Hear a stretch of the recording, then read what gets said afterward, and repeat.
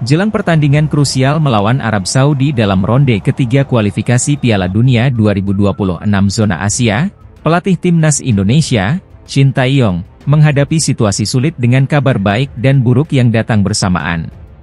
Salah satu pemain andalannya, Justin Hubner, dipastikan absen karena akumulasi kartu kuning.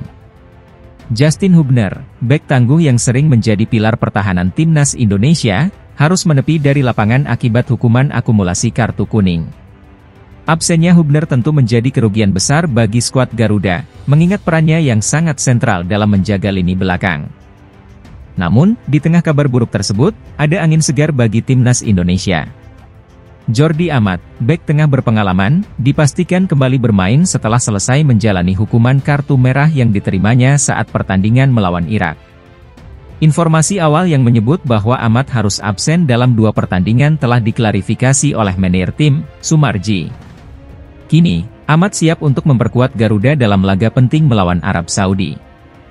Kehadiran Jordi Amat tentu menjadi suntikan semangat bagi timnas Indonesia. Dengan pengalaman yang luas di kancah sepak bola Eropa, Amat diharapkan mampu mengisi kekosongan yang ditinggalkan oleh Hubner dan menjadi benteng kokoh di lini pertahanan.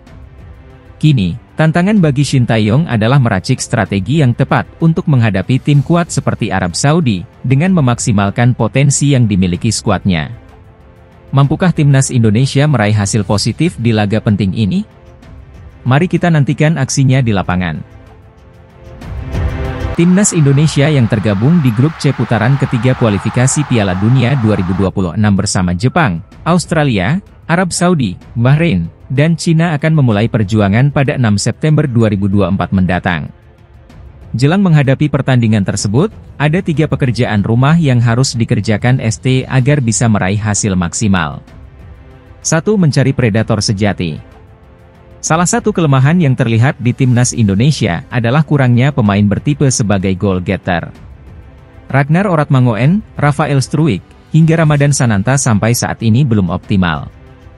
Maka dari itu, Shin Tae-yong akhirnya memutuskan untuk memanggil anak buahnya Yeom Ki-hun. Pelatih asal Korea Selatan tersebut ditugaskan untuk melatih para bomber Indonesia agar lebih tajam. 2. Memperbaiki hubungan dengan Elkan Bagot. Hubungan dengan Elkan Bagot harus segera diperbaiki Shin Tae-yong, mengingat Justin Hubner dan Jordi Amat akan absen pada pertandingan melawan Arab Saudi. Elkan Bagot dan Shin Tae-yong dikabarkan memiliki hubungan yang tak harmonis setelah laga playoff Olimpiade melawan Guinea.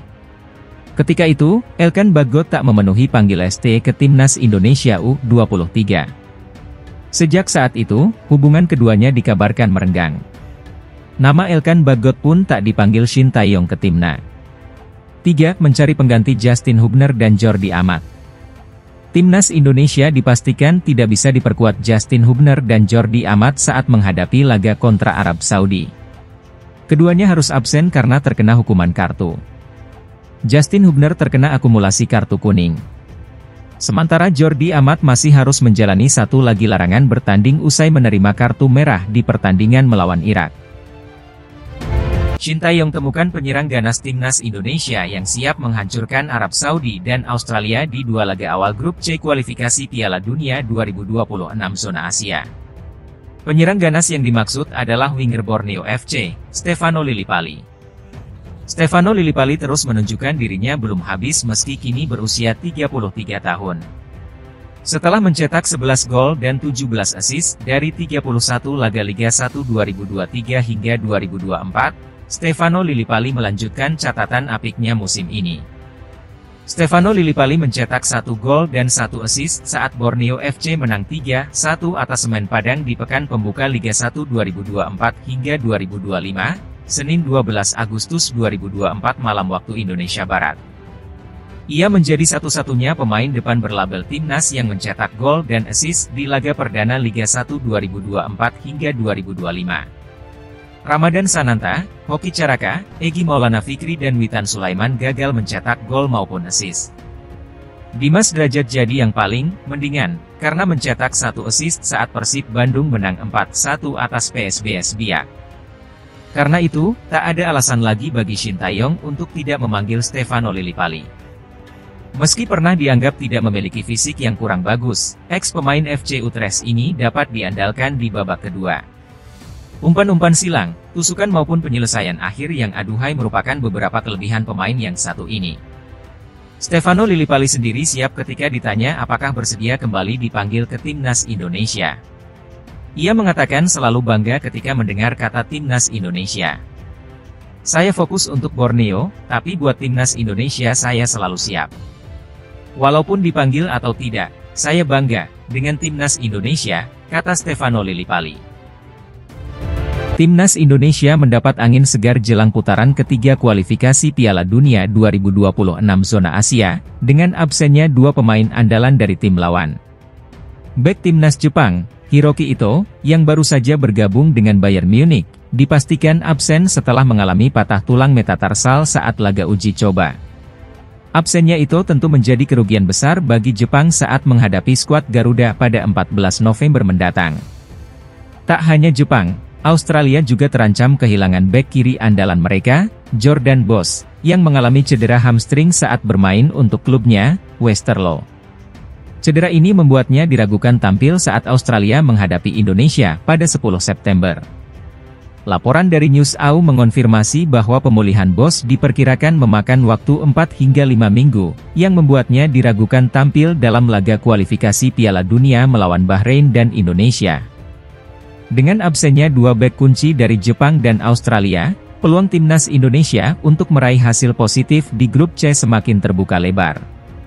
Namun, skuad Garuda tetap harus waspada dan mempersiapkan diri dengan maksimal. Bulan September ini Timnas Indonesia akan memulai babak ketiga kualifikasi Piala Dunia 2026. Skuad asuhan Shin Tae-yong akan menjalani dua pertandingan melawan Arab Saudi pada 5 September dan Australia pada 10 September.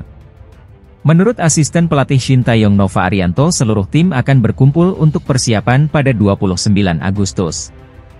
Ya, rencananya Timnas akan berkumpul sekitar tanggal 29 Agustus kalau tidak salah, kata pelatih Nova Arianto.